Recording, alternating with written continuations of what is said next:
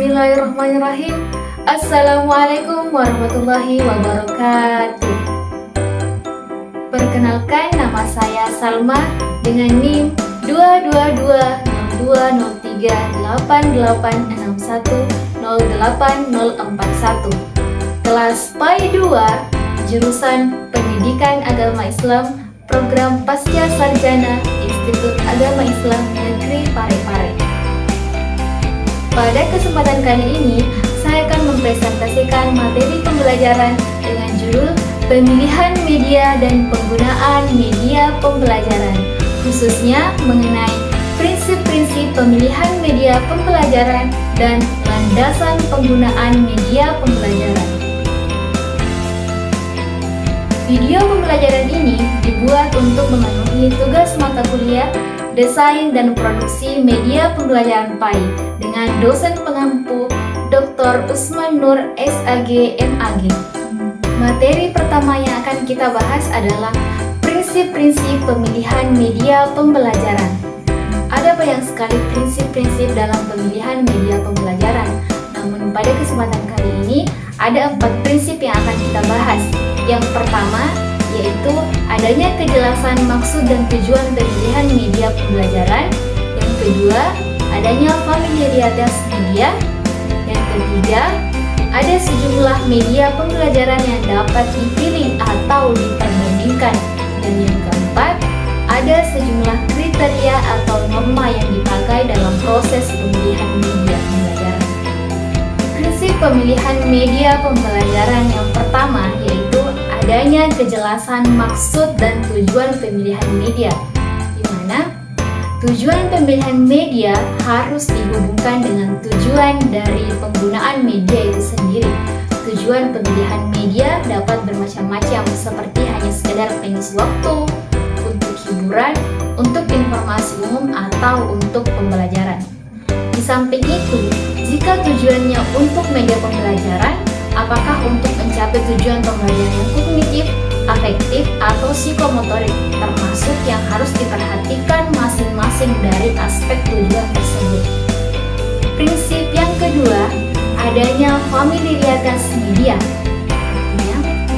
Istilah familiaritas ini berasal dari kata family atau keluarga, yang artinya dalam pemilihan media itu kita harus mengenal dengan utuh tentang media yang akan dipilih sampai sedetail-detailnya, termasuk kelebihan maupun kekurangannya. Setiap jenis media mempunyai sifat dan karakteristik yang berbeda satu sama lain. Jika dihubungkan karakteristik setiap media tersebut terhadap komponen-komponen pembelajaran akan mempunyai konsekuensi yang berbeda-beda pula. Prinsip yang ketiga adalah ada sejumlah media pembelajaran yang dapat dipilih atau diperbandingkan. Dalam pemilihan media pembelajaran, sekalipun kita telah mengenal betul-betul mengenai sifat dan karakteristik dari berbagai macam media, tidak akan ada gunanya jika tidak tersedia sejumlah media yang akan dipilih, karena pada hakikatnya pemilihan adalah proses pengambilan keputusan untuk menetapkan media yang paling cocok digunakan untuk kegiatan pembelajaran. Berarti harus terdapat sejumlah media yang dapat diperbandingkan. Begitu pula jika jenis media yang diperbandingkan tersebut terbatas, maka jenis media yang ditetapkan untuk digunakan juga terbatas apa adanya. Semakin banyak media yang akan dipilih, maka akan semakin menentukan kualitas media pembelajaran yang terpilih tersebut. Prinsip pemilihan media pembelajaran yang keempat yaitu ada sejumlah kriteria atau norma yang dipakai dalam proses pemilihan. Prinsip ini merupakan hal yang terpenting dalam proses pemilihan media karena akan dipakai dan digunakan serta menentukan jenis media yang akan ditentukan. Sejumlah kriteria atau norma yang dikembangkan harus disesuaikan dengan keterbatasan kondisi setempat, mulai dari tujuan yang ingin dicapai, fasilitas tenaga maupun dana, dampak kemudahan yang diperolehnya, serta efisiensi dan efektivitasnya. Sebelum mengembangkan kriteria dan melaksanakan pemilihan media, harus diketahui jenis media yang akan dipilih, apakah termasuk media yang didesain ataukah media yang dimanfaatkan. Materi selanjutnya yang akan kita bahas adalah landasan penggunaan media pembelajaran. Dalam penggunaan media pembelajaran juga ada beberapa landasan yang harus dipatuhi ataupun diperhatikan ketika menggunakan media pembelajaran tersebut. Nah, di sini ada 4 landasan dalam penggunaan media pembelajaran yang akan dijelaskan. Yang pertama yaitu landasan filosofis, landasan psikologis, landasan teknologis, dan landasan empiris. Landasan yang pertama yaitu landasan filosofis. Nah, dengan memperhatikan kompleks dan uniknya proses belajar, maka ketepatan pemilihan media dan metode pembelajaran akan sangat berpengaruh terhadap hasil belajar peserta didik. Di samping itu, persepsi peserta didik juga sangat mempengaruhi hasil belajar. Oleh sebab itu, dalam penggunaan media, di samping memperhatikan kompleksitas dan keunikan proses belajar, memahami makna persepsi, serta faktor-faktor yang berpengaruh terhadap penjelasan persepsi, hendaknya diupayakan secara optimal agar proses pembelajaran dapat berlangsung secara efektif. Landasan yang kedua adalah landasan psikologis. Dalam landasan psikologis, keterlibatan dari semua aspek kepribadian akan nampak dari perilaku belajar orang tersebut.